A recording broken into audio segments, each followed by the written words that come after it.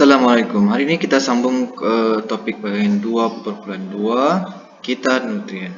Jika setopik sebelum ini kamu sudah belajar tentang pemindahan nutrien daripada tumbuhan hijau kepada pengguna prima, kepada pengguna sekunder, kepada pengguna tertiar.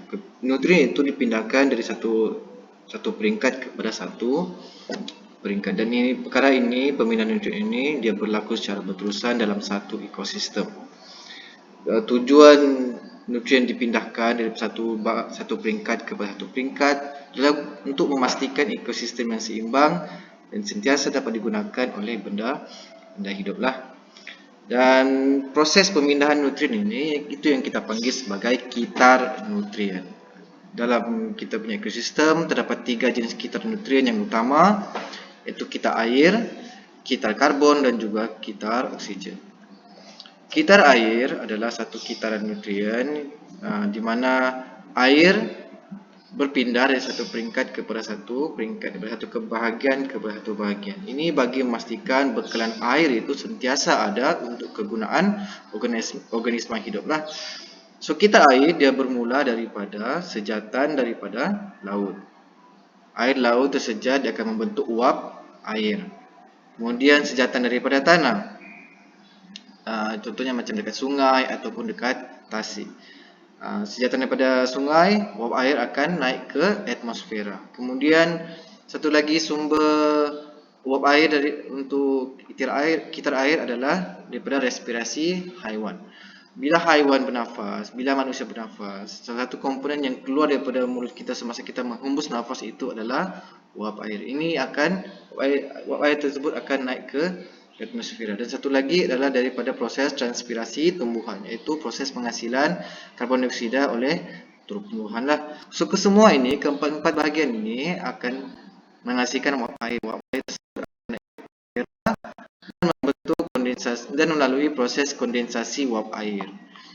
Proses kondensasi uap air itulah yang akan membentuk awan di bahagian atmosfera lah.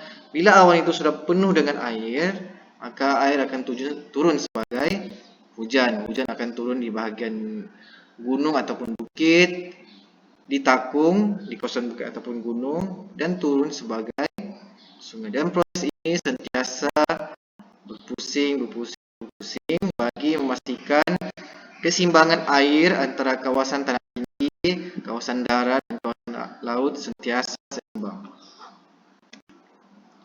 Seterusnya adalah kitar karbon. Sama juga seperti kitar air sebelum ini, tujuan kitar karbon adalah bagi memastikan karbon yang terdapat di atmosfera adalah sentiasa seimbang.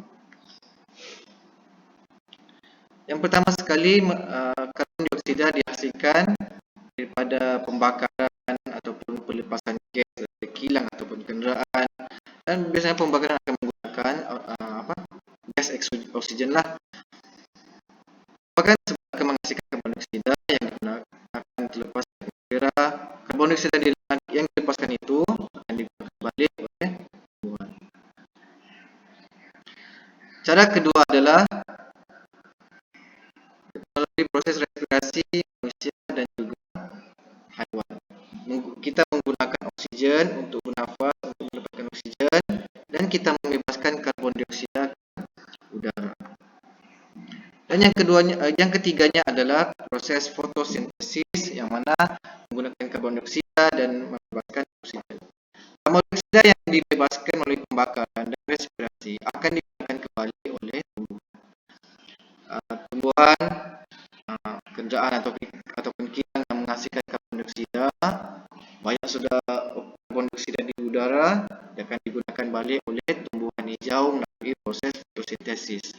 Proses fotosintesis adalah satu proses penghasilan bahan makanan untuk tumbuhan, yang mana proses fotosintesis menggunakan karbon dioksida dan menghasilkan oksigen.